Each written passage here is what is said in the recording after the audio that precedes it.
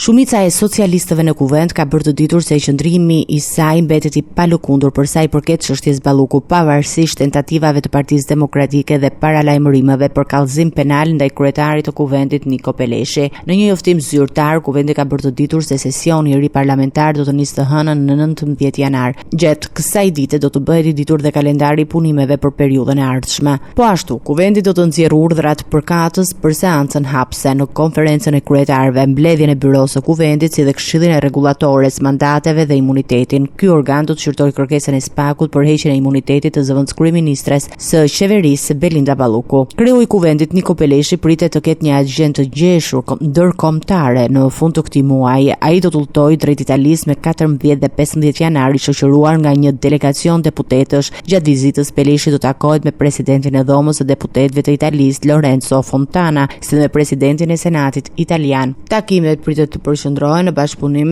ndërparlamentar dhe tema që lidhen me integrimin evropian dhe marrëdhëniet bilaterale. Shumica e socialistëve ka theksuar se deri në vendimin përfundimtar të gjykatës kushtetuese çdo veprim i mëtejshëm lidhur me çështjen Ballukut do të bëhet në përputhje me ligjin dhe rregullatorin e brendshme të kuvendit. Ky qëndrim reflekton synimin për të ruajtur stabilitetin institucional dhe për të garantuar respektimin e procedurave ligjore.